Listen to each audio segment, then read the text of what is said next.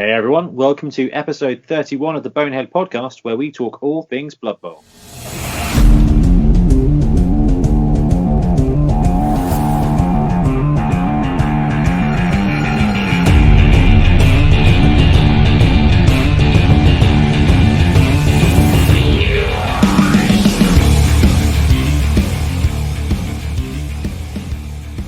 Welcome back, I'm Ben, and joining me today, back again, most recently from episode 28, we have got Ben Bloodtithe.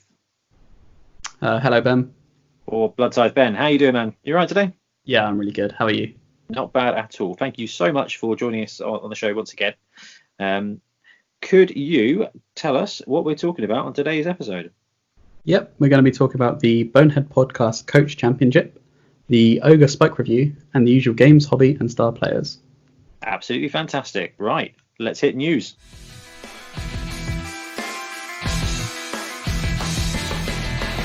So not too much in the way of news this week. I'm assuming everything's slowing down just about ready for Christmas because everybody's bought their presents now or done their pre-orders. But talking of pre-orders, Chaos Dwarves. Have you seen the news on Chaos Dwarves?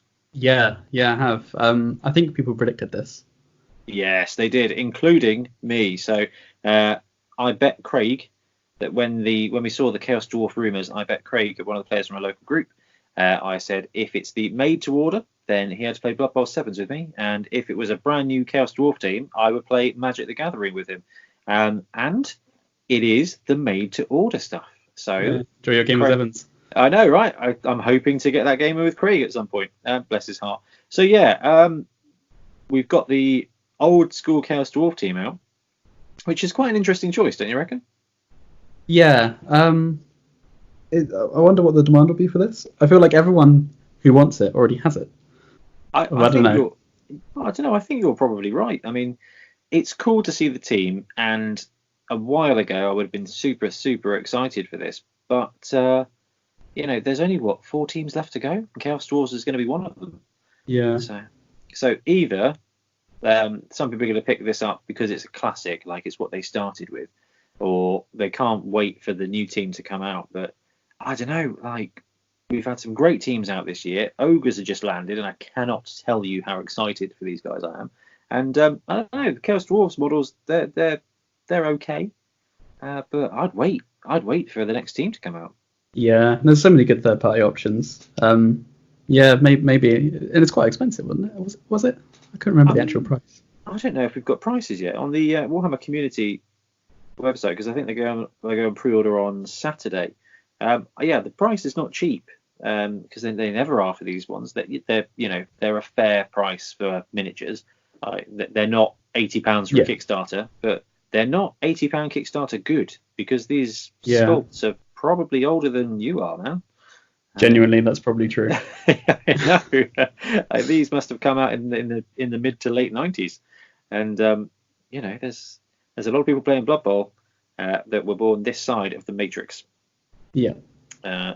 So it's cool to see the old team, and it does give you an opportunity to grab a Chaos Dwarf team if you've got the money, if you want the team, and you fancy a bit of retro-tastic. So this episode is coming out on Saturday the 14th of December, and I'm pretty sure these guys are going on pre-order that day. So if you're listening now and you loved the old Chaos Dwarf team, jump on, get one ordered for made to order.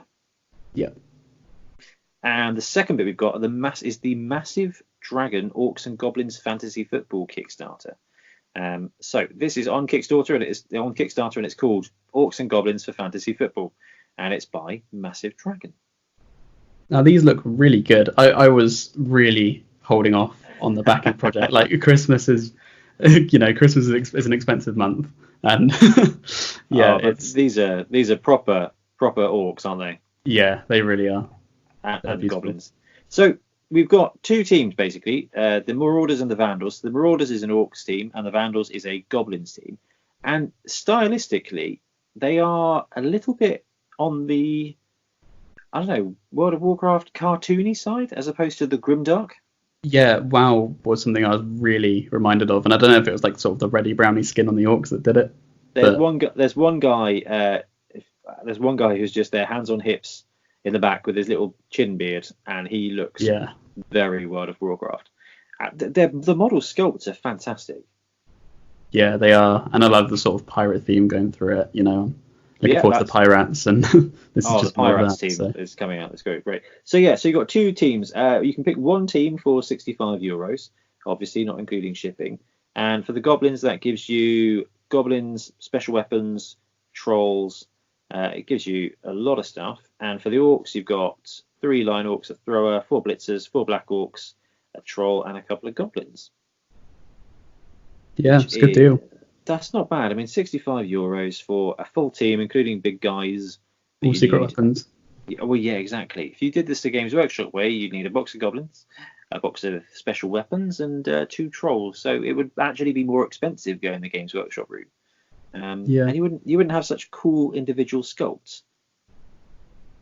Yeah, no, I agree. They're very, very unique. Worth checking out. And they do have a slightly bigger one, which is 85, where you get the team and you get Goblin Star Player, Goblin Staff, and a bunch, basically everything that's unlocked on the Kickstarter. And if you've got a friend or you just really need 2 different teams, €150 will get you both teams. Yeah, with all the add-ons as well. With all the add-ons, absolutely. They've got one very cool Goblin Star Player, which is the Pogoer. He's a jester. Yeah. He's got bells and stuff hanging off. It's a great model. Is that for Scrappa? Is that the player? Yeah, definitely Scrappa. Yeah. And they've got some very cool stretch goals. So the Orc coach, have you seen that guy? Oh, which was he? Oh yeah. Oh, he's fantastic. It's like a pirate captain. It looks like Nelson as an orc with his sideways hat. That's really, really well done. The Goblin coach is very cool as well. Orc fan, Goblin fan. The Orc cheerleader is concerning.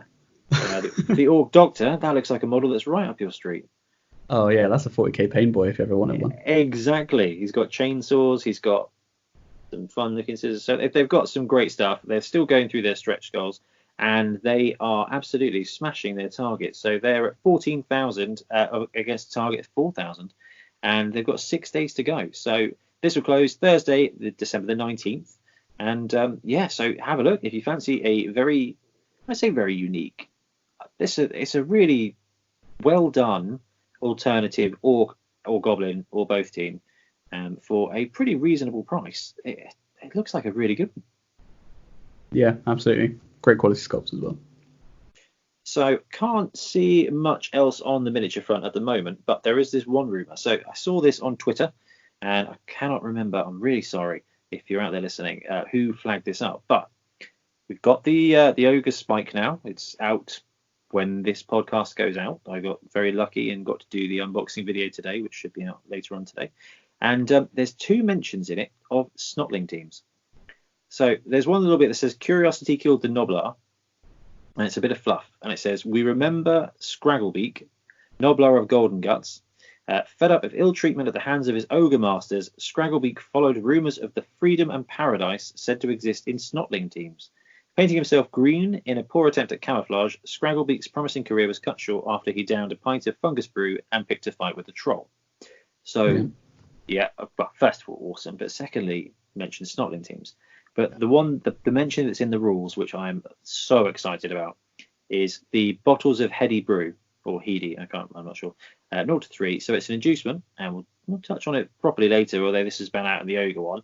Available to Halfling, Ogre, and Snotling teams. So the fact it's listed there is a really strong implication. It's listed there, and these guys are nobblers in the Goblin team. So I'm wondering if one of the first teams we see that's off the main track is a Troll and Snotling team going back, going back a long time, but also there's one in the secret teams on Fumble that is Trolls, Snotlings, and Snotling Pump Wagons. And if they bring that team out, it's going to be really exciting. Yeah, I think Ian keeps wanting Xyz to play with Pump Wagon, doesn't he? The Pump Wagons are so cool. I saw them at Mana Bowl Stunty Cup last year, and the Snotling team is just absurd. It's just absurd. Do they fit on a pitch? I don't think I've ever seen a Pump Wagon. The guy was using the old ones, which used to fit on a 40 mil square base. Oh, okay. Yeah, which fits on a 40mm round base without a problem at all. Yeah. So yeah, Snotling teams could be next. Did you see something else interesting with this? What's that? 40,000 gold pieces. Aren't most inducements 50? Oh, the Heedy Brew. Yeah. Yeah. But this they're kind of branching out. So there was the Nurglings, which was 40k, the cavorting Nurglings one. Oh, okay. Yeah. So they're trying to. I mean, you and I have actually spoken about having inducements that are less than this, specifically for sevens, and actually something like this. And the when we go through the rules as well, it's really fun. Guys get like Dauntless Frenzy. They just get drunk and go and beat other people. It's really cool. It's bargain, 40k. Yeah. Just got a couple of shout outs. First one is I want to shout out to Sydney Bowl, facebook.com/Sydney Bowl in Sydney, Australia. They're a great bunch of guys that are trying to push basically a tournament series of Blood Bowl 7s. They've the guy who runs it got in contact and was like, hey, he's had loads of ideas on how to make Blood Bowl 7s work great in a tournament format.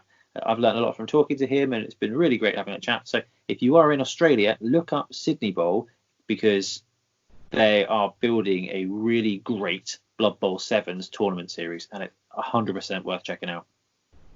Yeah, it looks great. Oh man, I'm really pleased. I'm really pleased.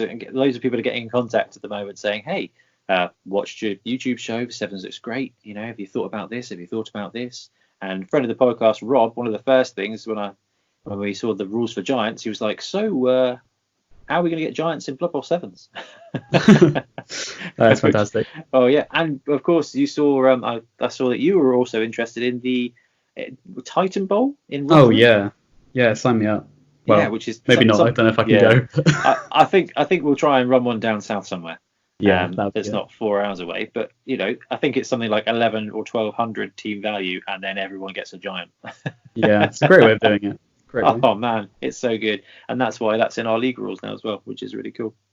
And just a couple of tournaments to talk about. The first is Beachhead Bowl, which we're going to be talking about a little bit later on, but it's our first tournament next year. It's taking place at Beachhead 2020 Gamers Convention. This year, the tickets are £15. It goes up to £20 after the end of the year, and you get free entry to the Games Convention as well. So you're kind of paying £5 to play a bunch of Blood Bowl, and then £10 to get into a Games Convention. And most importantly, you get to go in at 9 o'clock, and the show doesn't open till 10. So you go in, you register with us to play Blood Bowl, and then you got an hour before the Muggles are allowed in, where you can go do shopping. So obviously, I'm really excited about it. And yeah, that's coming up. And then 2 weeks after that, on the 22nd of February, Mana Bowl Stunty Cup in Birmingham. It's all Stunty League teams. This is the third one, run by Sean, and I'm going. We're sponsoring it. There's sending up a Blood Bowl 7s pitch to give away as a prize, and it should be a really great day. It's grown every single time. I think it went from 8 players to 14 players, so it would be really cool if we get something up to 20. And Ben, you went to Tombstone. You saw the silly teams in there. Yeah, it's ridiculous. Love it. This is all silly teams, which is so cool. And Birmingham's a really great place for Blood Bowl because it's kind of central. And Geek Retreat, where it's being run, is one of the better game sort of venues I've been to. It's really good. Right, that wraps it up for news. Before we move on to hobby and games and nonsense, we've got 2 competitions just to talk about very quickly. The first one is, I'm sure you've seen it everywhere. I posted it everywhere, and I mentioned it in the Ogre unboxing video as well. We are running a Design a Giant Win an Ogre pitch competition at the moment. And basically, what we're doing is we've got the new rules for the sporting giants or sports giants that have come out in Spike 8, and it's just one type of giant. It's just one type, and there are 24 plus teams. So we want to know, we want you to come up with some great ideas for other giants. And then Ben, who's going to join me on the next episode, and myself, we're going to pick some of our top ones, talk them through, do the classic roll off for a winner, and that person will win the Ogre pitch that I did the unboxing with, and hopefully haven't damaged too much. We've already had a bunch of entries, and there are some really good ones in there. Some absurd ones from our group. So this one guy did rules for a Lehman Russ battle tank, Oh yeah, who was that? Some 40k nut. And another one that I just absolutely have to mention is from Drew. And Drew's a player local to Entoyment, actually, and came to all of our tournaments last year. Really, really great coach. And his suggestion was a human lineman. Because compared to halflings, he was a giant, which I thought was brilliant. that made me laugh. Yeah. I bumped into him at tournament today, and I was like, I love that, and he was great. It was good. So yes, we are going to keep that open until I think 7 o'clock English time on Thursday the 19th, so that we can record at 8 o'clock English time and pick a winner that will be announced on Christmas Day, because next podcast episode is coming out early. It's going to come out Christmas morning, so that when you're all at home playing with the toys, you can just chill out, listen to the podcast, glue some things, and watch your whole family run riot. So yeah, Sounds that's good. cool. Yeah, and the other one to do is I did a pick a team to win 7 Super Series. I went to the semi-finals, and well, I don't think it's spoilers anymore, but the Chaoslings somehow won. So the Halflings went through and won. A couple of brilliant games. I can't believe that. I know, I can't either. And the worst thing is I played against them in the semis and the finals, so I lost to Halflings twice to let them win. But they earned it. They really did. So Ben, do you have a dice or two there? I do. I have a single die here. A single die is absolutely superb. So what I said was nominate your team to win, and then whoever picked the right team, I will do a random choose, and one of them will wins a Chog Ogre model, so they can have their very own Zizzles the Mighty. So right, Ben, roll the dice, and basically 1, 2, 3 it's Group A, 1, 4, 5, 6 it's Group B. Okay. Hope I didn't drop it. It's 5. So Group B. Okay, cool. Great sound effects there. And then right, go for it. Go for it. Okay, do it again. Yeah, and this is it. This is for the winner. 3. Okay, it's Mike Brown. I will track you down, Mike Brown, and find out whether you commented on YouTube, on Twitter, on Instagram, or on Facebook. But I will get in contact with you, or you get in contact with me first, and then I will get Zizzles the Mighty, your own brand new one, sent to you, which should hopefully be in time for Christmas. So he could be one of the models you're gluing and painting while you listen to the podcast. Congratulations! It's a great model. Really great model. Such good. Ian, friend of the podcast, Ian Warhannam, won it as a wooden spoon prize at Fobble Wobble Cup for doing awfully with his Amazons, didn't he? And he's loving it. Yeah, can't wait to see that painted up in his Bengals theme. Oh man, his painting is just getting better. It's horrific. I know. It's depressing, isn't it? It is. I've known him for 27 years, and it's just his painting just has carried on getting better for 27 years. I remember him painting his very first Space Marines in a god awful camo pattern. Unfortunately, my painting's not really progressed, and his has. But, you know. Well, there's a shout out for Ian. He's Warhannam on Instagram as well. So. Yeah, he's also got a really cool little blog going on, which I will pop in the show notes as well. Right, that's that for prizes. Let's move on to games, hobby, and nonsense. So, Ben, have you been playing any Blood Bowl recently? Yeah, I played a game. I think only one game between last time we recorded, actually, of Blood Bowl. Have you been distracted by other games, have you? Yeah. Because we've been dragged into Necromunda. Not dragged in, I love it, but you know. It's pretty cool. It's pretty cool. So, what team you play with Blood Bowl?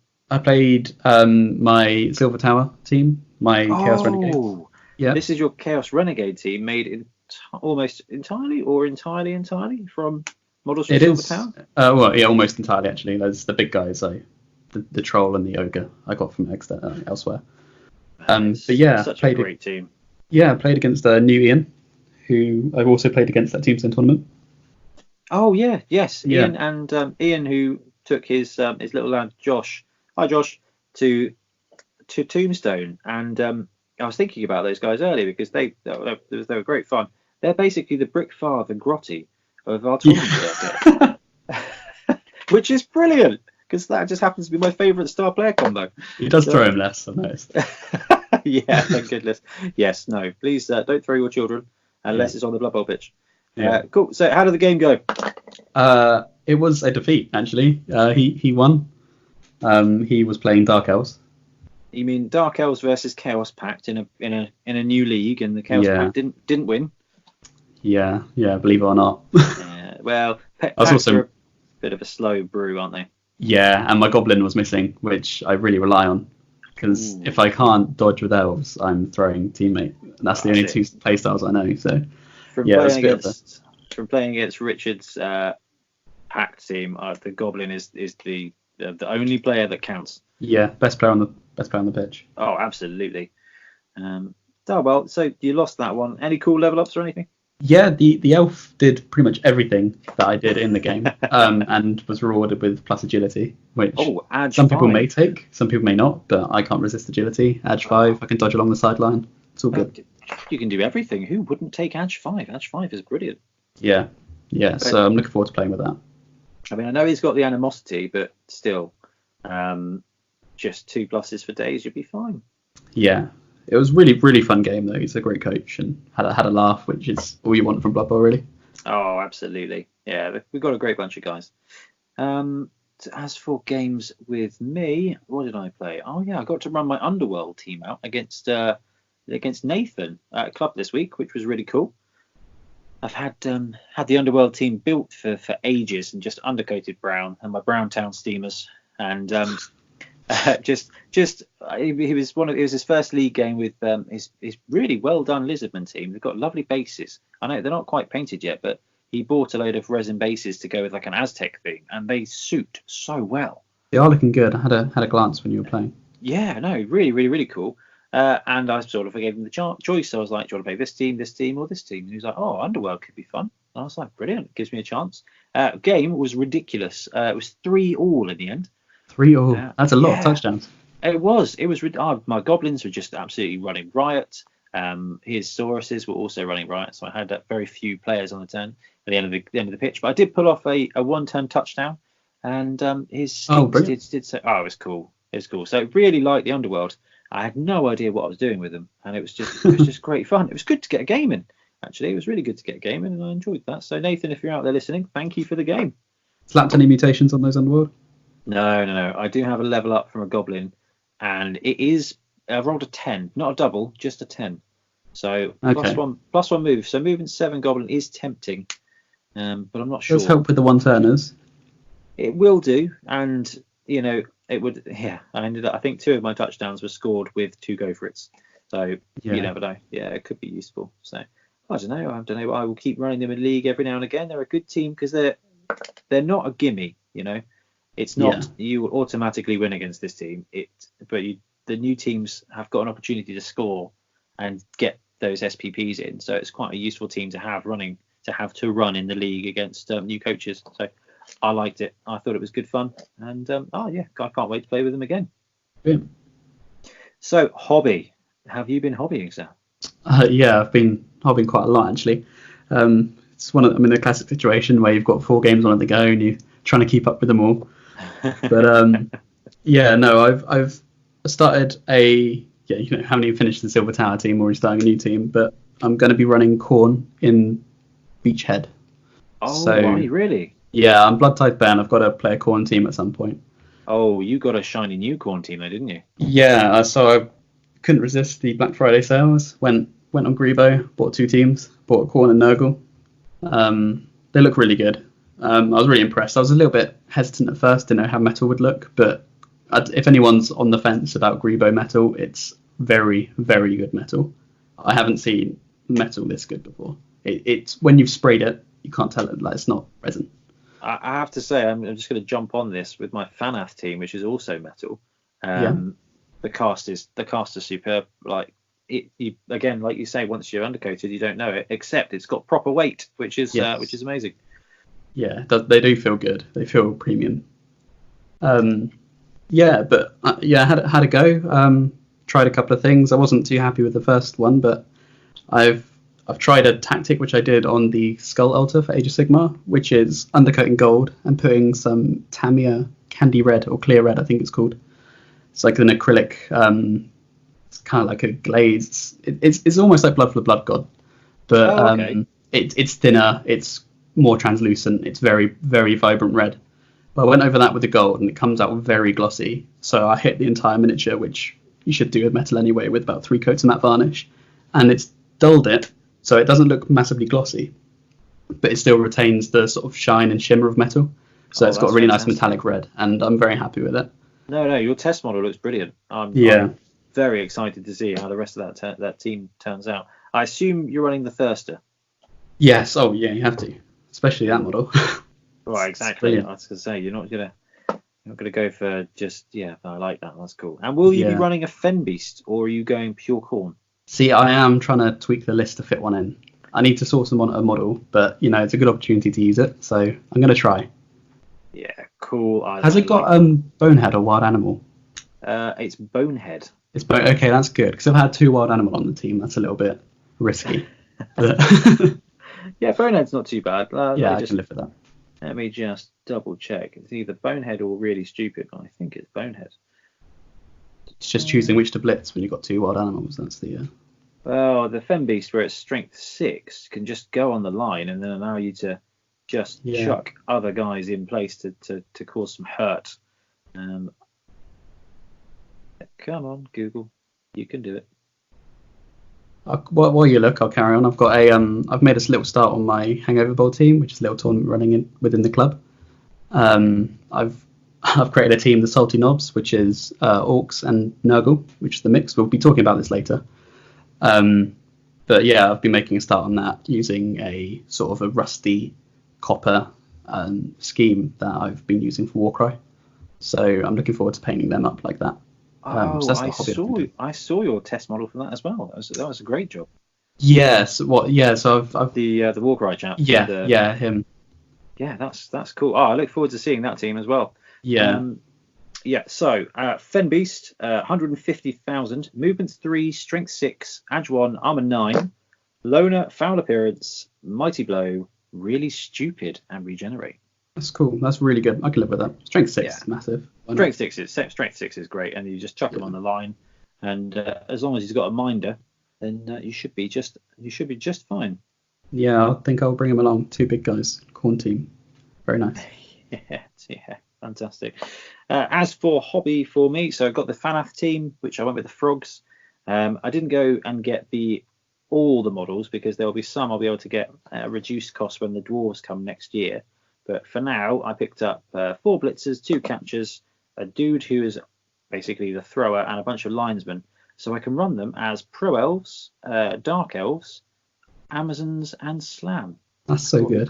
Yeah, they're quite cool, because I'm thinking about running them as pro elves, because actually that play style I think suits the models. They do look agile and fragile.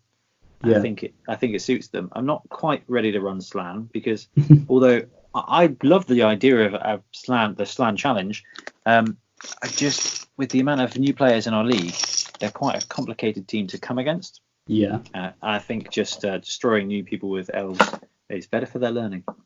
Do you reckon we'll be seeing a Kislev team from Games Workshop as well? Oh, well, they'll have to do something to follow up on the brilliance of a Snotling team. Yeah, that's true. Yeah, I don't know. It would be cool to see them do Kislev and Bretonnian. I just don't know. I mean, Kislev, it's in the game, so clearly Games Workshop are okay with the idea of it. So yeah, it'd be cool to see. It's a shame if they do properly get rid of the Slan, although they kind of already have. But the Slan were around in 2nd edition. Yeah. And them having Leap makes a lot more sense than a whole load of Blood Bowl teams that are all circus people. Yeah. It's a stretch. It is. All have bears with chains on. So it wouldn't surprise me if they did Kislev, but made the team very different. Yeah. Could possibly hybridize it with Khorne or something. Yeah, that's true. Because Khorne is also a team that we don't know if Games Workshop are gonna include, really. True. And I think in the lore, isn't Kislev kind of quite chaosy, Khorne, Overrun? That's where it kind of all came from, right? Makes sense. No, Kislev's just on the edge of that. They're the last. Oh, okay. They're the last Russians before Chaos. They're pretty angry bestial guys. I like. Yeah. Kislev's cool. I love the old Warhammer world. Yeah. So that's games, that's hobby. We've got projects on the go. Anything else you want to mention before we move into our first topic? I think we've covered everything. Fantastic. Right. Okay, so the first topic is going to be talking about the BPCC, which is the Bonehead Podcast Coach Championship. So last episode we touched on tournament series, and now it's time to talk about ours. So just going to briefly touch on what the BPCC is, how it works, and what you can do to win. So first things first, the BPCC is the Bonehead Podcast Coaches Challenge, and really it's just a way to reward the coaches that go to our tournaments. So that's not just from each individual tournament, it's actually as you go to multiple, you level up essentially. So there's two different angles. There's the championship, so to win player of the year. So the big prizes, well, at the end of the year will be player of the year, team of the year, club of the year, stunty of the year, and hobbyist of the year. So those are our big awards, and there will be minor awards as well, most casualties, most touchdowns, best defense. Basically the idea is that you kind of gain stuff across the entire year.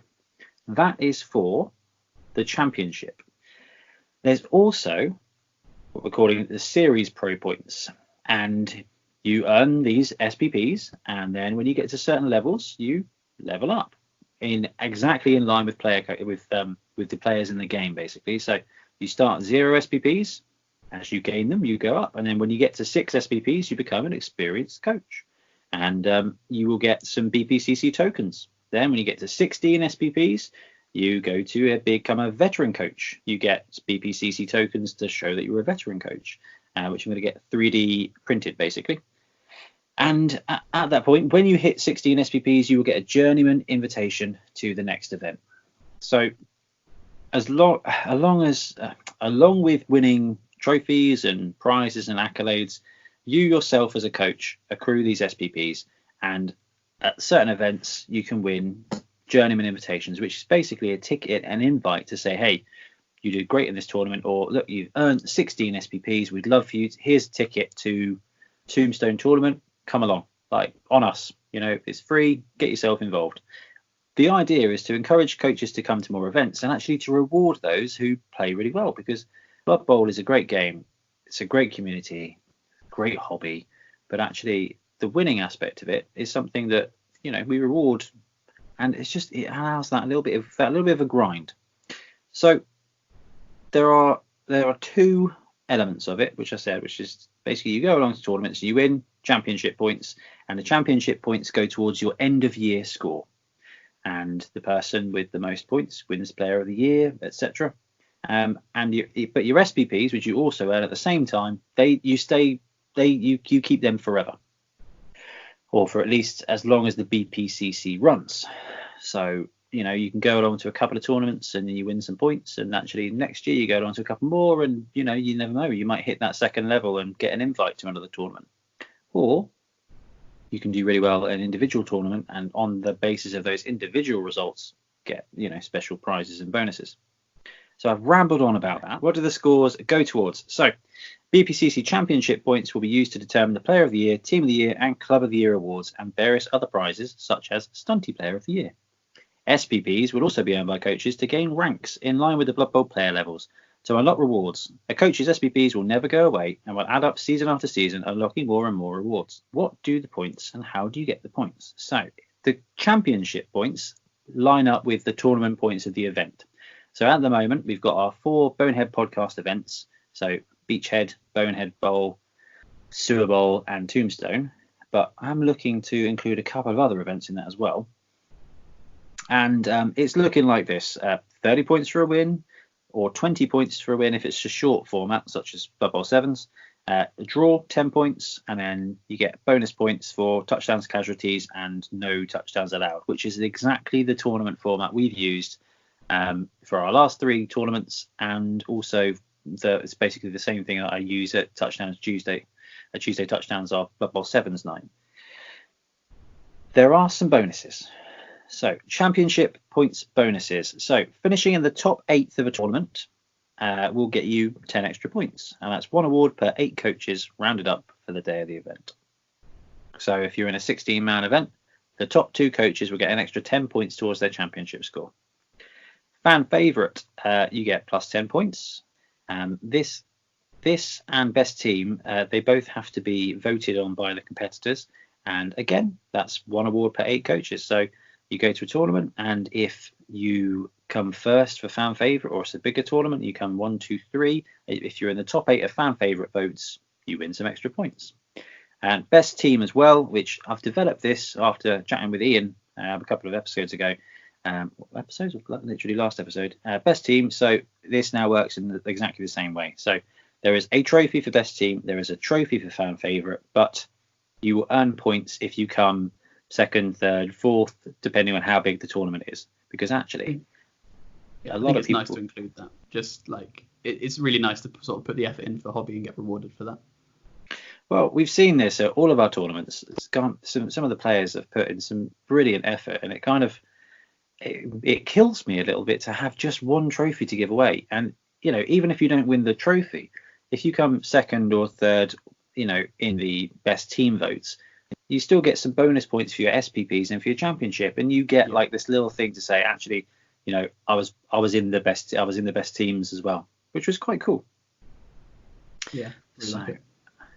Cool. SPPs basically is everything I just said, but divided by 10. So 3 points for a win, 3 SPs for a win, 2 SPPs for a BB7 wins, and +1 for a draw, and then +1 for top 8th finish, +1 for top 8th finish in fan favourite, and top 8th of best team. So the while you get the most points by winning games, you're still rewarded for modelling well, for being a good coach to play against, because I think those are really important to Blood Bowl. Yeah, it's a hobby game. It is. It's got that hobby trifecta. So I mentioned journeyman invitations. So this is what I'm kind of hoping that we'll get some coaches next year, and they'll be able to chain together wins or good results and basically just avoid paying ticket costs, which should hopefully encourage people to attend more tournaments and just encourage more people to come to the tournament. So any coach receiving bonus SPP for finishing in the top 8th of a tournament will earn a journeyman invitation to the next event in the BPCC. A journeyman invitation will allow a coach a free entry to the event if attendance is confirmed at least 1 month prior. Basically, if you win an event or you come top 2 or 3 in a 16 or 24 man tournament, we'll give you an invitation, a free ticket for the next one, to encourage you to go to that next event as well. So that's how your individual coach scores go up, either for the year or for all time with SPPs. But the cool thing, and I've not seen this done, is we want people to make teams and clubs as well. So when it comes to clubs, basically, when you sign up to the BPCC, or at least when you register before the first event, you can choose your wargame club, basically. So we've got Wobble. There's a lot of guys that go to Entoyment. They might choose to say they're from Entoyment. We played against the Fobble lot in the Fobble Wobble Cup if they come to some Bonehead things. And really, what we're doing is we're just encouraging coaches or teams from clubs to come along and say, hey, Wobble won the BPCC last year because loads of our Wobble guys went and they scored loads of points and it was really great. It's a bit of a throwaway, but if your club wins, you will get some prizes in the form of some like a little plaque, a little trophy, and a couple of invitations for basically journeyman invites for your club to give away. It's nice to play as a club as well. I really enjoyed that when we played against the other club. I know you mentioned it on the podcast before, but the real team spirit. It's nice. It's good. Honestly, playing Fobble Wobble was one of those things that I really loved and I really want to encourage. And actually, if we can find a way to get that team spirit across multiple events, that I'm not going to say it will change the face of Blood Bowl, but it might add an extra element that we currently don't have. Yeah, absolutely. And talking about teams, you're going to be basically able to form teams of several coaches. So if something like Wobble, where we've got 20 coaches, you would not be able to have. You can have a club which is separate. Basically, everybody from that club scores points. It's kind of like a side thing that actually there are just more people at some clubs, and those clubs will do better. If next year actually we need to balance it out, we can. But so team points. Coaches can sign themselves up to a team via the registration page or by contacting us through email. Teams can have between 2 and 4 coaches. So, and each coach can only be part of one team. In each BPCC event, a team will score team points equal to the top 2 individual championship points earned by that team at that event. This is intended to balance out the events where 1 or 2 team members can't actually come. So, Ben, let's say that you, Lewis, Ian, and Sam formed Wobble One, and you were like, "This is our team," and you all went to one of the BPCC events. Only your top 2 scores would work, but you couldn't. But you couldn't change your team in between. So, where we have got Wobble, actually, what I'd like to see is 2 or 3 BPCC teams being formed, like Wobble 1, Wobble B, Wobble 3, or whatever. And actually, that might create a little bit of competition as well, with a little bit of team picking, and it just could be cool. And the stuff that I'm doing with the SWTC at the moment to try and just demonstrate that Blood Bowl is a bit, there's more to be found there. I'm hoping that this year when we explore with the BPCC, hopefully we get some teams built. Actually, we might be able to make it a bit more of a spectator thing, a bit more of a, you can follow it like you can a sport. That would be really fun. You know, like, one of the best things about Blood Bowl is the league play and leveling up your players, seeing the other teams compete, you know, try and see where you are, and having that outside of Blood Bowl, but still Blood Bowl, you know what I mean. But having that, like, another layer to that where you can see your team compete with other teams and your divisions and things like that, that's just so exciting. You know, that's really part of what makes Blood Bowl great. Well, you're exactly right. It's just trying to take some of the best parts of Blood Bowl and just making them last longer. You know, letting you build up a bit of excitement for an event. Because imagine if when we did Wobble Cup, it was part of a series of, you know, 3 or 4 other tournaments where over time your points go up and you rank up and you can see what's going on and you can see where you stand and you can sort of plan out and say, right, we can take first place if we score really well or they don't score well, and it could create those grudge matches and that little extra game outside of the game where I think there's a lot of room to grow with Blood Bowl. Yeah, I really agree. And the other thing to mention before we sort of break down this little update is the best team points. So best team will be awarded, best team points will be awarded when there is a vote, basically. So if you go to an event and the coaches at the event choose the best team, and that can be whatever it means to them, your best team points from everything accumulates across the entire year. So Ben, you're a pretty prolific modeler. It wouldn't surprise me if you ended up scoring quite a lot of best team votes, and at the end of the year, you know, came first, second, third overall for the entire year of being the best team coach, basically, and just getting that award. I appreciate what you're doing to my ego, but you know, it's entirely dependent if Ian's going.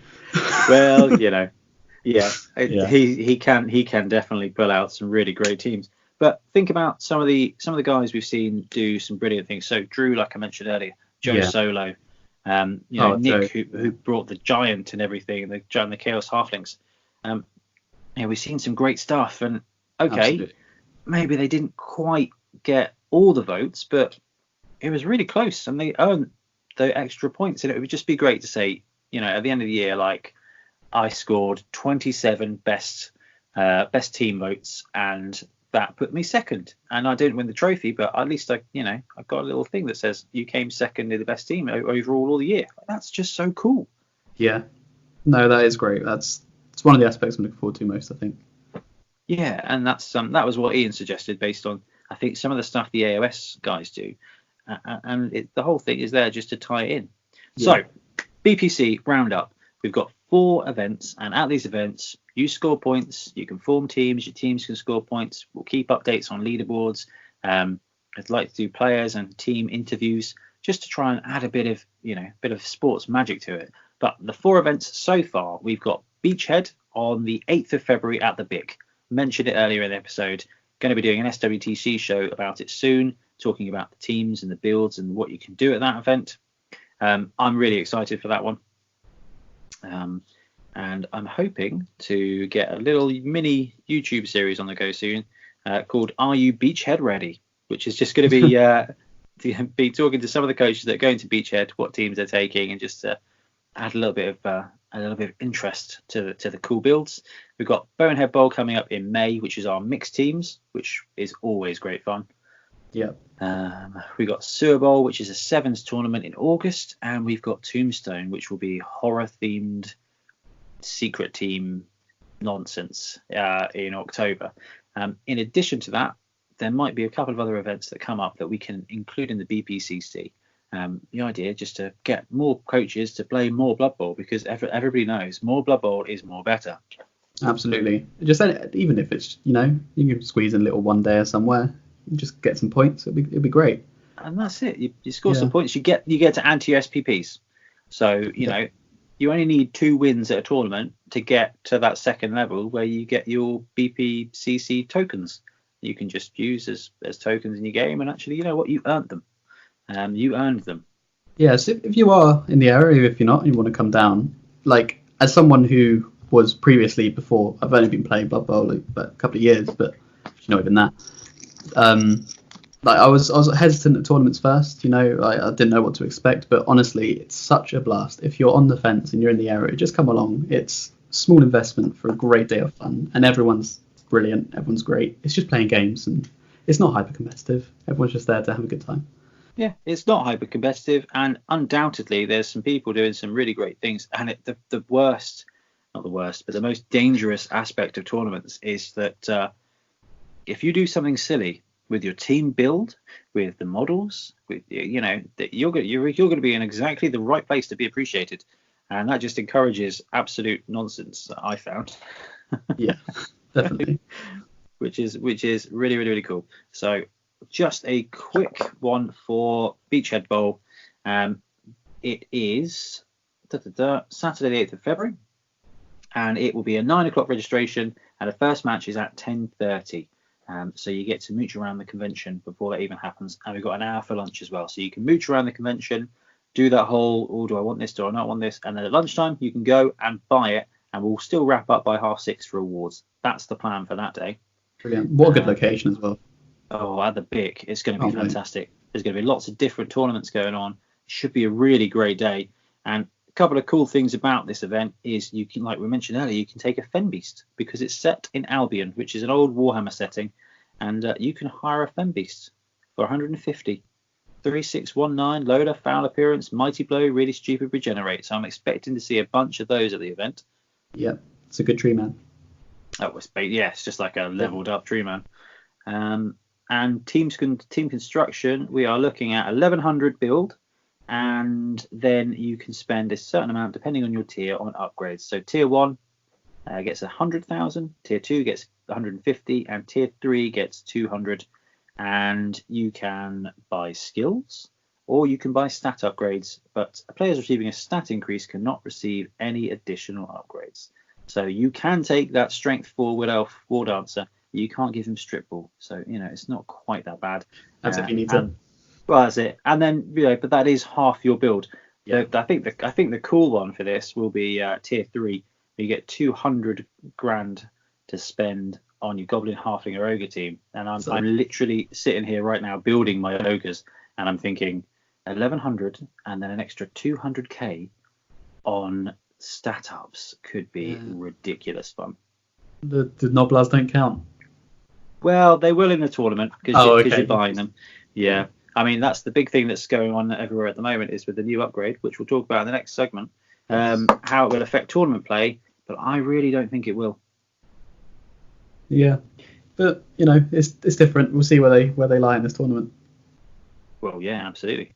Right, thank you for letting me talk very at length about the BPCC, but everybody out there listening, if you're interested, please let me know because the information for the BPC will be going up just at the end of the month so that you can get signing up ready for our first event in February.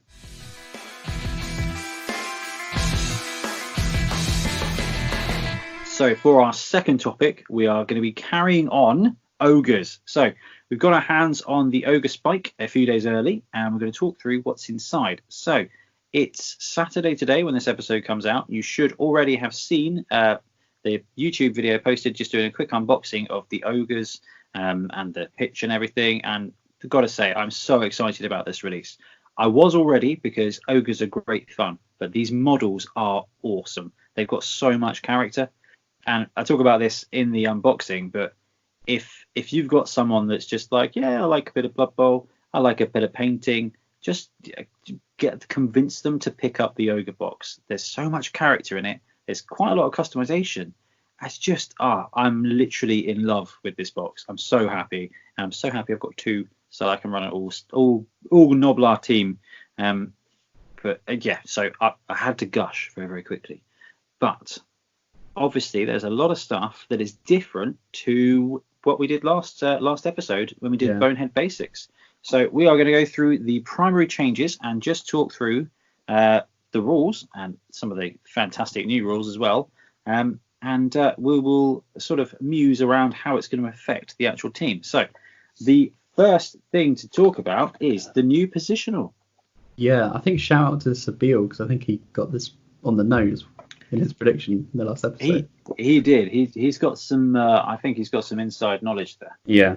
Yeah, he absolutely got it right. So we have got. So Ogres have gone from 0 to 6 to 0 to 5, and we've got a new positional called the Runt Punter, who is 0 to 1, 150,000, 5529. So normal Ogre stats, but 10k more. We've got Bonehead, Kick Teammate, which is a new skill, Mighty Blow, and Thick Skull. And the only other change is that this model can take passing access on a single instead of a double. Which is a really big deal. It kind of is. It's right. So we'll talk about this bit first. So the advantage of having pass access on an Ogre is, first of all, so you can take leader on a single. Yeah. Which in league play, like you say, Ben, is brilliant, because you guarantee as soon as you get a level up, if you don't roll a doubles or something cool, you can just take leader, which will massively help your team develop. And we spoke a lot in the last episode about, do you go for the 4 Ogres 4 rerolls, 5 Ogres 2 rerolls, or the Jared 6-0, 6 Ogres no rerolls, which is just heroic still. Yeah. I think only second in heroism to running an all Noblar team, which I think I might have to try in our league. Yeah. Because it's just Probably awesome. I don't know, 2+ everywhere. Yeah. So the Runt Punter has got Kick Teammate. So he's lost Throw Teammate and he gets Kick Teammate. So what we're going to do is we're just going to talk through that skill, which is a new extraordinary skill, really to just talk about how it works. Let me flick through to the... So something that we noticed, I'm sure many other people noticed, is, this is only somewhat new. We had Grack and Crumbleberry, who are kind of the Warhammer World exclusive star player duo that's technically not Brickfarth and Grotty. Well, yeah, hopefully it won't replace them, and it hasn't replaced them in this book. Spoilers, but that was definitely the look it was going after. Yeah, so the skill existed, but it has changed quite a little bit. It really has. It really has. Yeah, it used to be more like kicking a teammate as if you were kicking the ball, where you sort of place them in a square, they scatter D8, scatter D6 distance. All of the negative stuff, like if they go too far, they're more likely to be injured, that's still kept the same. But they've changed it, whereas instead of doing that, you kick them in a straight line. So if you want to... Yeah. Which is very, very cool. So, Kick Teammate. When a player with this skill makes a blitz action, they can kick an adjacent teammate who must have the right stuff skill instead of throwing a block. No block roll is made. Instead, the target player is kicked as if they were the ball. The coach declares whether they will roll a d6 for a short kick or a 2d6 for a long kick. If they rolled 2d6 and scored a double, the kicker has been a little too enthusiastic. Make an injury roll for the target player, treating stun results as KO'd, as if they were carrying the ball. If they were carrying the ball, it bounces from from the square they were in. So basically, you get to choose whether you're going to kick them 1d6 or 2d6, and if you go for the 2d6 and you roll a double, they are at least knocked out. So basically, you just kick that Noblar into oblivion, and the ball stays put in the square or bounces from the square they're in, and that Noblar is gone, which I think is really, really cool. Yeah, I don't think you'll be using this one for touchdown attempts. Oh yeah, only if it's really bad. Yeah. Now we'll talk about why you would use this skill in a minute. But otherwise, the kick player is moved in a straight line directly away from the kicking player's square, a number of squares equal to the total that was rolled on the dice. Then they scatter 3 times. The kick player does not count as entering any square they move through, except the one they end up in after scattering. If the kick player moves off the pitch, they land among the crowd and are sent to the KO'd box of the dugout. If they're carrying the ball, it'll be thrown back on as normal, starting from the last square, etc. If the final square they scatter into is occupied by another player, treat the player landed on as knocked down and roll for armor. And then the player being kicked will scatter 1 more square, basically as per normal landing rules. Then there's one adjustment. So see the right stuff entry to determine how gracefully the player lands. So basically take your edge test. But if the player moves 6, 7, or 8 squares, it's an extra -1. And if they move 9 or more squares before scattering, it's a -2. He's so likely to die. It's incredible, Yeah. isn't it? It's just incredible. So can you think of a a good reason to use this skill? Oh yeah, straight into a cage. You know, if they've got a cage like 3 or 4 squares deep, and you choose the D6 roll, your odds are pretty good. You're just kicking a Noblar fireball at them. Yeah, he's really likely to get injured from kicking him. So you may as well take out some players along the way, right? And you know what? When I played Ogres before, using Snotlings as ammunition is great fun. Now you've got a way to do it twice in one turn. Yeah. Oh yeah. The downside is it uses your blitz. It does use your blitz. And this is going to make for very heroic touchdowns. Yeah. Well, but that's super, super, super rare. Don't roll doubles and land on a 6. Yeah. Yeah. I know exactly, but that in itself is worth some extra. That's worth an MVP, I think. Yeah, definitely. So it's a cool skill. It's very different. It's going to get used for the first couple of games in a league because, oh my god, I can kick people. But then after that, probably not quite so much. Yeah. Because it doesn't give you a lot of tactical flexibility. The other thing about the Rump Hunter, which is a bit of a disappointment, is that they've got kick teammate instead of throw teammate. So that pass access, which could have been incredible for throwing, so literally by taking pass, or they can already take strong arm, but by pass or nerves of steel, on a regular, it could have just made an ogre that was better at throwing instead of one that does kicking. So a bit unusual, isn't it? Really, it's a bit unusual. It is a bit unusual. It is cool. Like hands down, it is very cool. It does change the ogre team a bit because you can't take all 6 throwers, but you can still smash with them, and it's not going to cause too much. I think it's difficulty. Yeah, I think it's enough to shake up the build. The fact that it cost 10k more. People already had like the maths worked out, and obviously there's the other skill we're going to be talking about. But the fact that it costs 10k more, you can basically forego the 70k for the reroll if you're planning on taking leader eventually. So you don't have to think too hard about that. It shakes it up, which I think is good for a team with previously only 2 positions. Yeah, it absolutely does. And we'll go on to that next change now. So the other tweak to the roster is that the Noblars now come with an extra skill called Disposable. And this you're right, Sabine did 100% call this in the last episode. So Disposable. Some teams field players of great skill and ability. Others, however, do not. Whilst most teams will hire capable players and pay them a fair wage, some teams will happily take on the most useless of players to fill out the ranks. Readily available, easily replaceable, and usually willing to work for a pittance, such players fill gaps in the rosters but rarely do much more. When calculating team value, the amount of gold pieces spent to purchase a player with this skill is not included in the total. This is exciting, isn't it?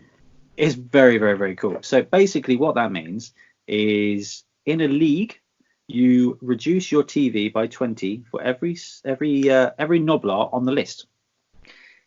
So if they level up, they still have to pay for their level ups. So, if you score that sweet strength 2 Noblar, he's still going to cost 50k, which is just better than 70. though, to be fair. Yeah.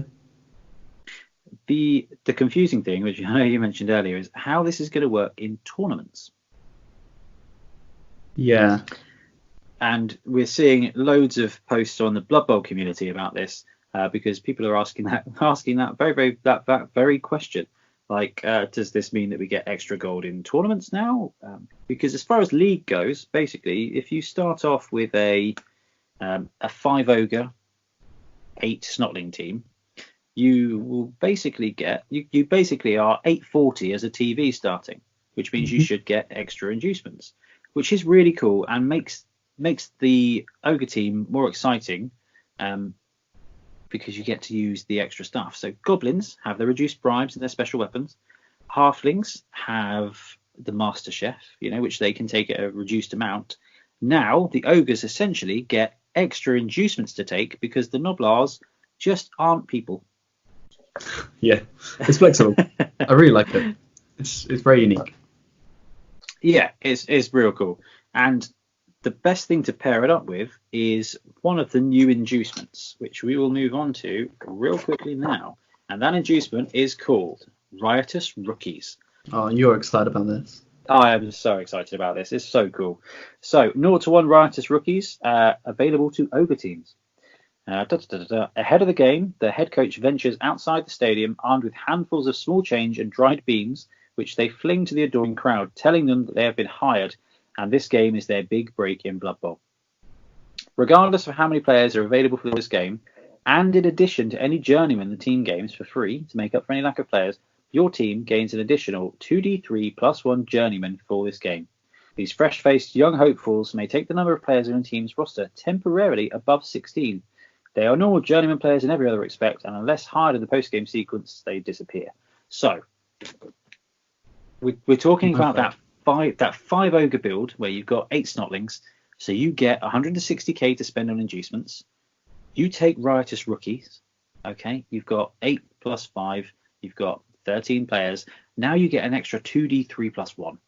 So you get to fill out your ranks with snotlings. You have to pay the money for it. They don't cost you TV, and then you can basically always bank on being able to pull an extra 2d3 snotlings, which is like an extra 4, 5, 6 snotlings.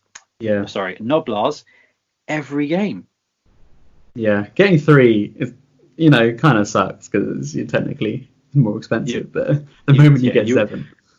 Yeah, exactly.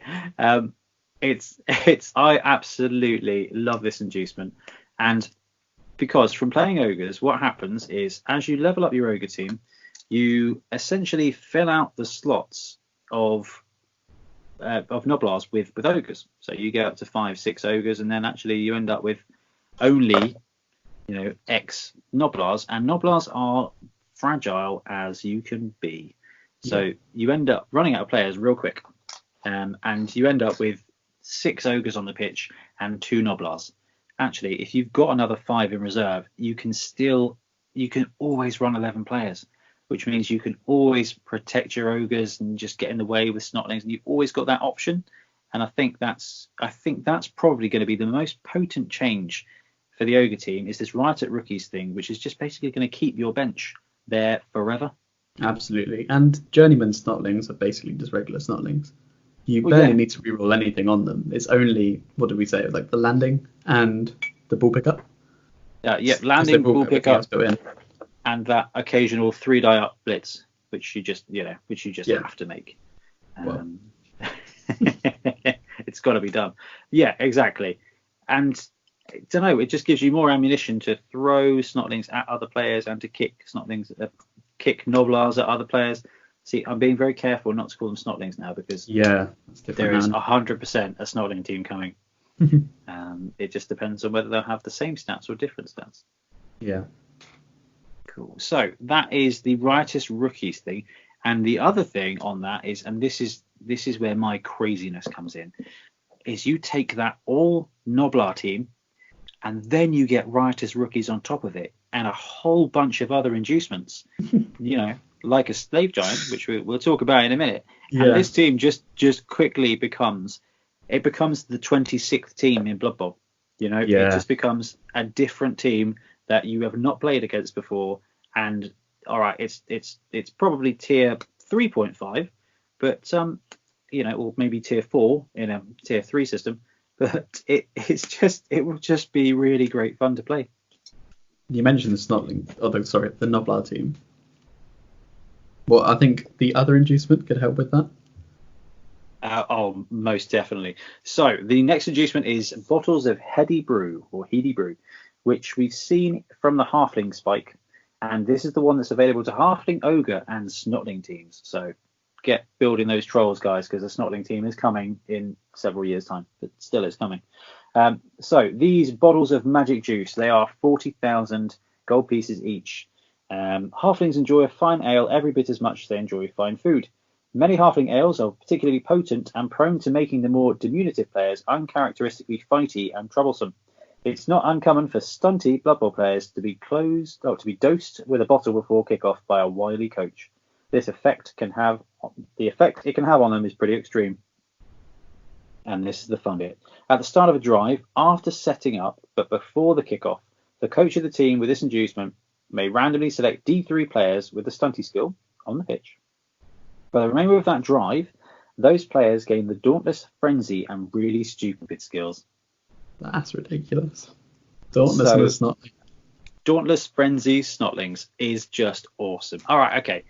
Let's assume you're playing a normal team, so everybody's strength 3.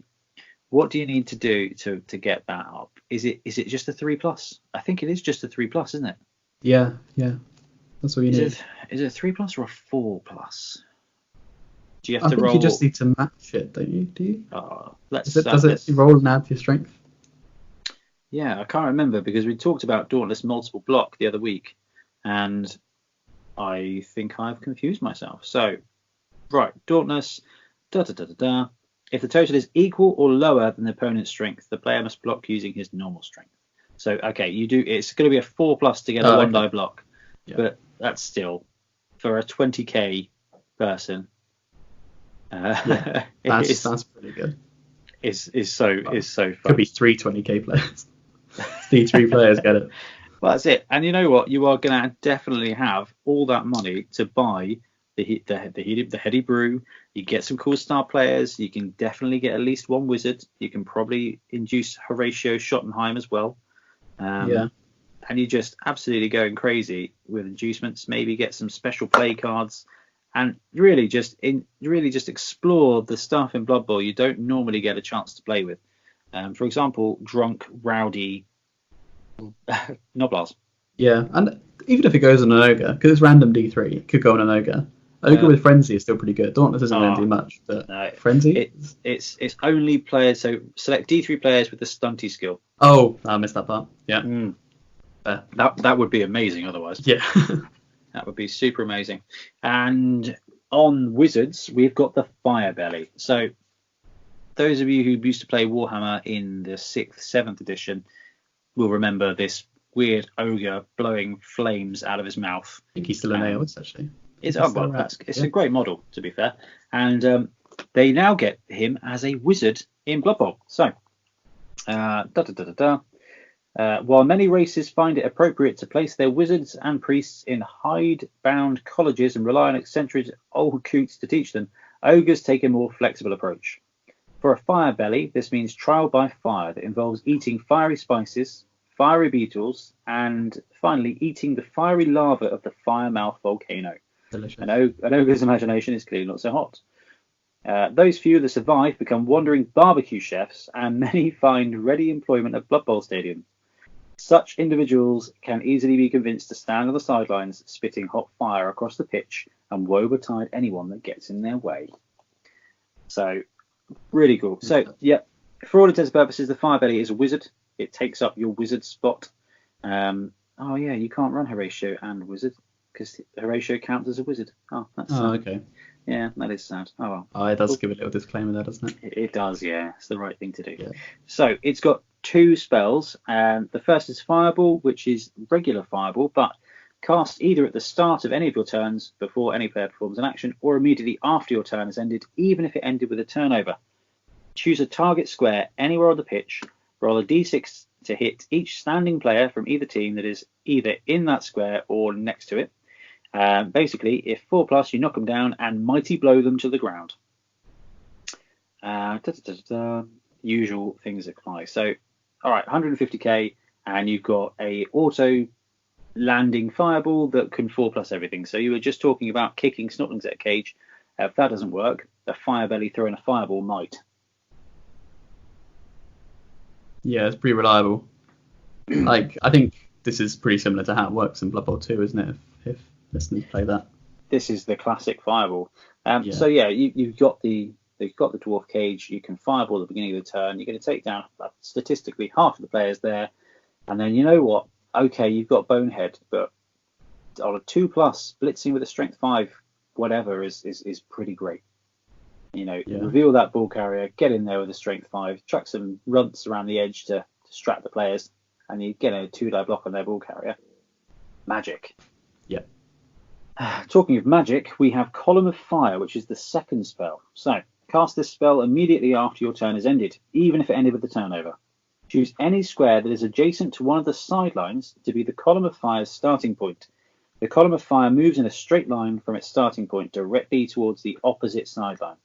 Roll a d6 for each standing player from either team that occupies a square in that path. And again, roll the dice on a 4+, they're knocked down, and make an armor roll as if they had mighty blow. So, what do you reckon to that?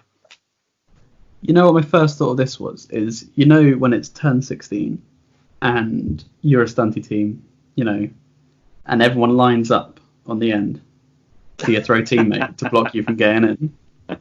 Oh, but it happens after your turn, actually. So maybe that's not possible. I think they've probably thought that as well. Yeah. But you know what? If you have this in the bank and you take the first turn in a game, yeah, you know, they're lined up. Oh, yeah. You know, you chuck on some snotlings, you chuck on some Noblars to survive the line or whatever, and actually you either just try smacking everyone around, or you just take out their line of scrimmage. Yeah, I mean, that's pretty good. I mean, it's very good. It could be brilliant fun. However, you know, you're ogres, so you kind of want as many of your guys on the line, and the idea is that you don't have anybody on theirs left standing. But I think, oh no, it hits them. Oh, that's a shame. I thought the fireball might hit them if they were on the ground as well, because that would be great, but it doesn't. It's for each standing player. That's a shame. Yeah. That would have been quite entertaining. So you kind of have to ignore the line of scrimmage if you want to hit them all, wouldn't you? Yeah, it's going to be a tricky one. Personally, I think is a great one for that that Noblar team. You set up your guys, you dodge them all away from the line of scrimmage, and then you just nuke it with a column of fire. Yeah, it's interesting. It's nice that, because I mean, Fireball is always really good. I know I've played limited amount of Blood Bowl 2. I've sort of watched more. Fireball tends to be the spell that people use. You know, people induce a wizard, they cast Fireball. So the fact you have that, but then also a little bit more of a situational extra that you can choose instead. Like, yeah, it's good. It's cool flexibility. I think this is probably one of the best wizards. You know, you get two different spells and they're both good. Yeah, they are both very good. Yeah, so I recommend the Firebelly, and it's available to Chaos Renegades and Ogres, Ben. So Renegades can take this. There you go. Yeah, welcome to your new wizard. Yeah. Be safe, have fun. I've got to get myself a Firebelly now. It's really cool. So I want a disclaimer, actually. I know we mentioned the Horatio. I noticed the paragraph that says it is worded confusingly, so maybe we could talk about this just very briefly. Okay, what do we got? It says, no team may hire more than one wizard per match. Note here that Horatio is a wizard. All wizards are infamous coaching staff, and hiring a wizard will take up one of the 0 to 2 infamous coaching staff permitted. Wizards other than Horatio are not named characters, and there is no restriction on both teams being the same type. What does that mean? So in Death Zone 1 or 2? Death Zone 2, I think, there was a bunch of named extra coaches that you can get. So there was a Goblin one, there was the Wizard one, there was a couple of others. Basically, you can take up to 2 special coaches, and a Wizard now counts as a special coach. Okay. It's just they're not unique. So only one Schottenheim can be taken, and it only costs 80, but his Fireball was not so good. But he will be your only wizard. So Okay. yeah, it's a shame because the double wizard would be great fun. Yeah. But we can league rule that. That'll be fine. 5 wizards on it. Hey, I'm a big fan of putting wizards on the pitch, and that's definitely something that I want to run out in a topic next year. Yeah, quite soon. About Oh, we have. I think it's great fun. So, star players. This is not going to take very long at all. Last episode, we talked about some of the CRP star players that were available. We didn't go through everybody because we didn't know who was going to be there, and it is not a lot. So, yeah, they got 5 star players and 1 Golden Era star player. So, they get Bomber and Nobbler. So that's the bomb throwing goblin and the chainsaw goblin. They get Morgan Thorg, who everybody knows because he is the current premium ogre star player. They also got Big Jobo Hairyfoot, which was a halfling one. So Big Jobo is 120 for movement 4, strength 3, edge 2, armor 8. Dirty player, stand firm, stunty, tackle, wrestle, loner, halfling. It's a good player. Really weird though. Wrestle's great, and he's got stunty. It doesn't have dodge, so you can dodge some. You can dodge in somewhere on a 3+, but the advantage of stunty is they have that dodge to 1 protect them, and to 2 just be cheeky and jump in somewhere and take them out. Yeah, it's all right on the line though, and the fact you can get them up and foul. Yeah. But you've got Bomber for 60. You've got Nobbler for 130. And to be fair, with the way Nobblers are, you could probably fit Morg in a Nobbler build quite easily. Or if you don't want to take Morg, and your league allows it. Yeah. We're nearly going to the A team beginning, aren't we? If you can find him and you can hire him, you can use Bob Bifford. So Bob is a Golden Era star player, which means most tournaments and most leagues won't allow them because some of them are ridiculous. I don't think Bob is that ridiculous. Well, he is very good. He walks over Morg, in my opinion. He is better than Morg, and it's very sad. However, it is the Bob Bifford. So this is Bob Bifford in his glory years. 380,000, movement 5, strength 6, edge 2, armor 10. So a tank. Strength 6 ogre with +1 armor as well. And he comes with 1 or 2 skills. We've got block, break tackle, juggernaut, loner, mighty blow, multiple block, throw teammate, and thick skull. And can do anything. So yeah, we've got a break tackle, strength 6. So he's dodging anywhere he wants on a 2+, basically. He's got block, which is just amazing. He's got mighty blow, which is standard. He's got multiple blocks, so you can stick him on the line and make 2 strength 4 blocks essentially with block. And if you do blitz with him, he's got break tackle, so he can get you in there. And if you roll that both down and they've got block, you can just juggernaut and push them out of the cage and into one of your other players, all for the low price of 380. It's such a bargain. And with the disposable skill, it's really reasonable for you to get 380. It actually is. You're exactly right. I mean, you're taking 7, 8, 9, 10 Nobblers. That's you're halfway there to your Bob Bifford. You're really playing a team that's 200k more than you, which is a very regular occurrence. And you could take Bob if your league allows it. Now ours don't, because some of the other golden eras are a bit ridiculous. Yeah. And I'm all for changing up the meta, but Bob just makes Morg just not as good anymore.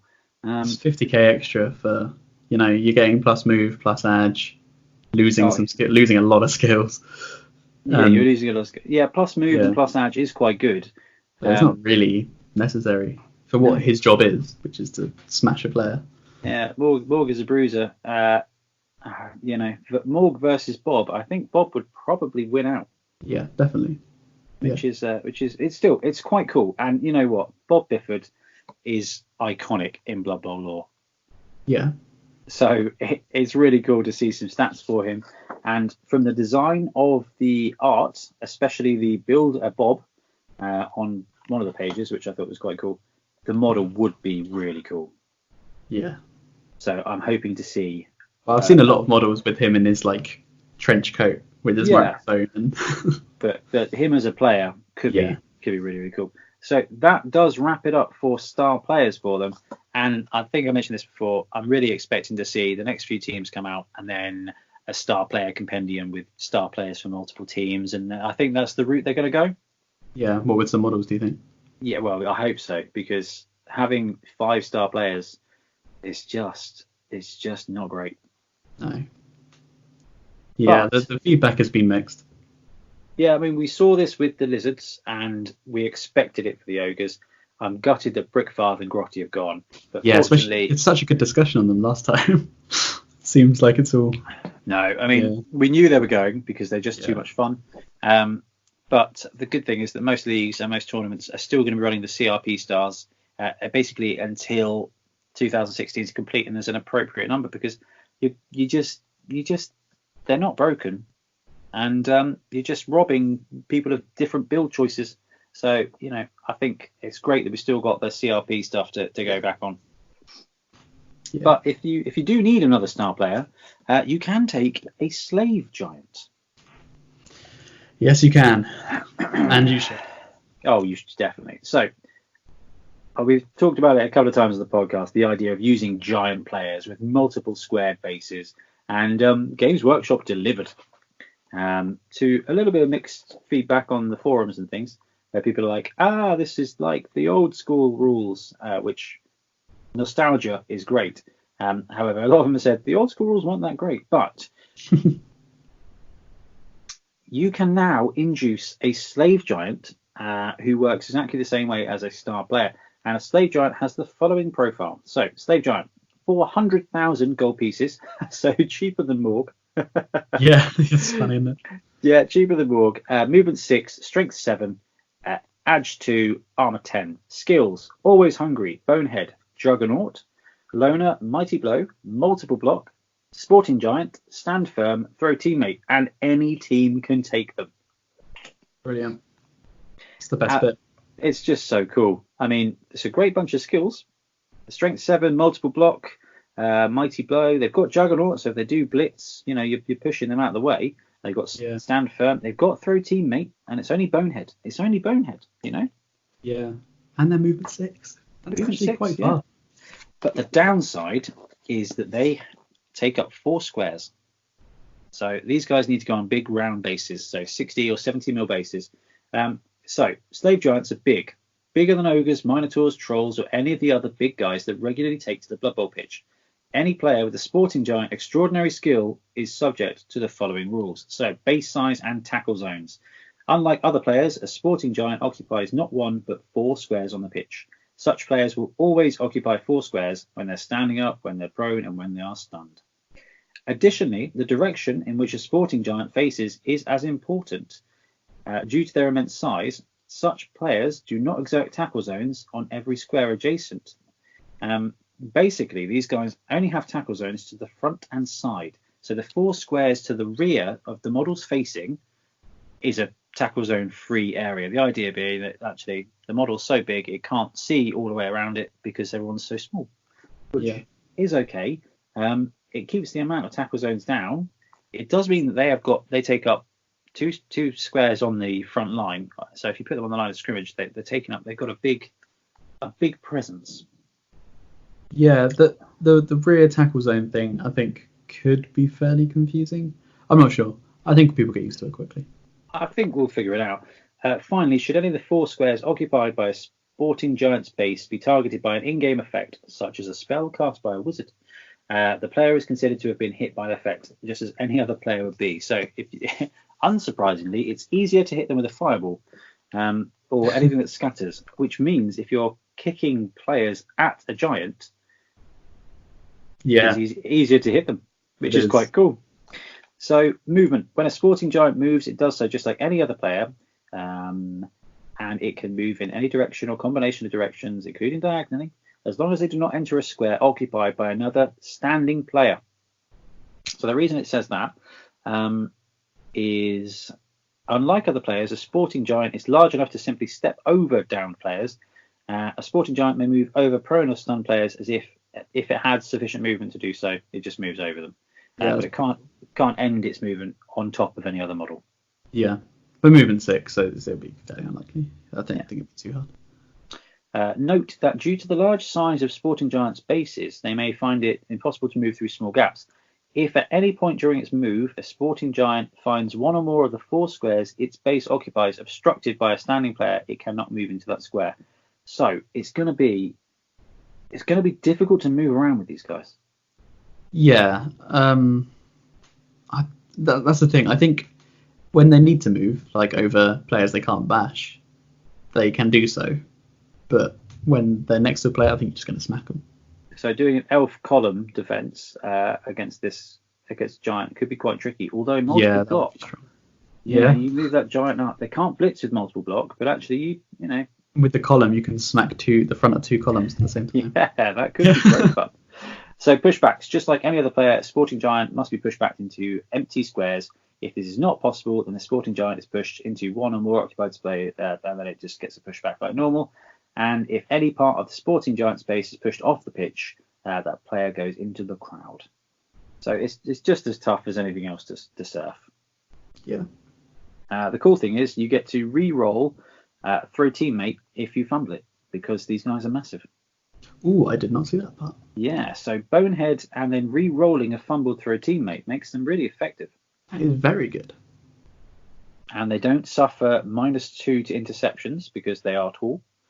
And the scatter is interesting. They use a D16 instead of the D8 because they've got so many squares to go around, and you just re-roll anything that's over 13. They've got a good little template in there. So if it's the ball or if a player bounces off them. What do you think to this? What do you think to these rules? I think they're just so fun. I mean, I love big guys. I mean, you're playing Chaos Renegades, you've got to. And they're just the biggest of big guys. That throw teammate caveat is really nice. Didn't realize they have, because they have got always hungry. So, it does still make it's an extra roll still. But the fact you can reroll the fumble as well really helps with that. Yeah. I love them. I think they're great rules. I think there's a couple of really easy ways to distract them though. I think because of the way they move, you could, sacrificing alignment. You're going to get like a 2 or 3 die block against them, but it will pen in that one player. And then I believe technically, if you throw a snotling at a giant, the giant gets knocked down. Yeah, he would, wouldn't he? Is it automatic armor roll? Knocked down with an armor roll. Yeah, knocked down with an armor roll. Yeah, quite likely. Which is amazing. So yeah, if anyone does run a giant against you, just throw a teammate at them and they will David and Goliath it, which is really cool. The maths is off, but we can pretend it's probably 4 times likely. Takes up 4 squares. The maths is massively off, but you know what? It doesn't matter. It's just such good fun. Yeah. I love this. So I just want to bring the competition out again. We've got to build a giant competition to win the Ogre pitch. This is the core rule for giant. We just want to have some suggestions for other giants, and we can talk anything. We've got demons. We've got Skaven doom wheels. A big extra death rollers for dwarves. Just let your imagination go wild, because this is a really great basis. And now we've got a level for multiple based models. So, let us know your ideas, because there's got to be a lot of great ones out there. And this is new design space that we can just unnecessarily plow into, which makes me very, very, very excited. We've had some great ones already. Don't be afraid to create your new skills. They're no, it's always fun to read those. Skills, just have great fun and let us know. So, Ben, that basically covers everything exciting in the Ogre rules. What do you think? This is one of, I think I said this about the Lizardman release, but this is one of my favourite releases so far. I'm a huge Santi fan. This, I think, in my opinion, makes Ogres into the 2.5 tier, perhaps. I'm confident. I think this actually puts them really strong. I think the bigger access to inducements is huge. And, the fact that you spend, 120k on, no, not that, no, it's probably about 120k on Snotlings. Yeah. And then suddenly you have 120k more in inducements for your first game. and that's just, that's a big deal. And it is. yeah. It goes a long way to balancing out that stunty element that what you get with the bribes for goblins and you get with the Master Chef from halflings. Having the giant all teams is great. Yeah. And I think you're right. I think they've done a really good job bringing a unique element of balance to ogres. So I know a lot of people were probably rightly worried that what they were going to do was just chuck a Doom Diver in or chuck a Catcher in or just, copy what they've done with the other stunties. They've made ogres quite different with the builds, with what they do now. Actually, they're a swarm. You get a swarm of little dudes and you get to take other things, and your ogre teams will now play a lot differently to the other stunties. And I think they've done a really good job doing that. I agree. Yeah. The downside is that everything here is league focused, and it doesn't help in tournaments. Not really. The Riotous Rookies is a great inducement to take to tournaments if you've got a spare 100k, but you might just be better off taking 5 Noblars. But then is taking, because they usually have a massive skill access, is taking leader as a normal helping you out when you don't have to spend 70k on a reroll? Yeah, you might be able to get one extra block in on your ogre, but it's a minor adjustment as opposed to it would be interesting to see what TOs do, because there's a lot of people suggesting that the ogres get Riotous Rookies for free because it kind of mirrors how they work in League. So actually, that's not a bad way of doing it. I don't think that's what we'll do for our tournaments until we see how it affects others. And I think the NAF are probably going to have to consider these rules and make a recommendation for their tournaments, because give it an extra 2d3 plus 1 Noblars would be really interesting, because would you then just take 11 players and then rely on rolling good on the 2d3 to get extra players and spend that money elsewhere? I think I would, to be honest. I think I would. And that, again, could introduce a more varied or more interesting build options, because you can then actually, do I spend the extra 100k on 5 Noblars, or do I use that and boost up and take a different star, or do I take an extra ogre? I'd like to see that, and I think it'd be interesting to see if that pays off for those events that are recommending it. Yeah, cool. Right, lovely. That wraps it up for Ogres, the Spike Magazine 8. So everybody out there, if you've got yours, if you've watched the video, if you've heard the rules, just let us know what you think, because I think this is the best Blood Bowl release yet, because it is just more nonsense. And I think that's fantastic. We haven't even said, well, we have said on previous episodes, or you have said, you get 4 big guys in a box. That's great. Well, yeah, actually, you know what? Let's talk about that real quick. The great thing about this is that there are lots of teams that can take ogres. So if you pick up a box of ogres between, a couple of coaches, you'll find reasons to use ogres. You can run them as trolls in your goblin team. And so instead of buying 2 individual Forge World trolls, you just pick up a box of ogres for less than the price of 1 Forge World troll, and you just have 2 ogres. And you know what? Just give them a green face and say that they're really stupid ogres. You've got 2 trolls. You've got 2 core models. If you've got regular teams, you just, ogres are great. These models are great. Have a great time with them.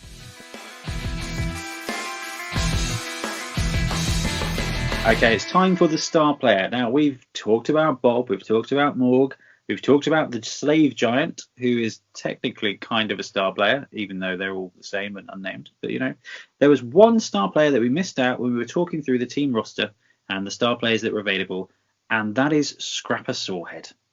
And there are a lot of cool models out for Scrappa Sorehead, including in that Kickstarter we talked about at the beginning of the episode. So, Scrappa Sorehead, Goblin, Ogre, Orc teams, 150,000, movement 7, strength 2, edge 3, armor 7, dirty player, dodge, loner, right stuff, sprinty, stunty, and sure feet, and has leap and very long legs. Although in the Spike magazine, he's that skill's called Pogo Stick. In parentheses, grants leap and very long legs. So that's interesting. We saw this with the trademark stilts in the Halfling one as well. Oh yeah.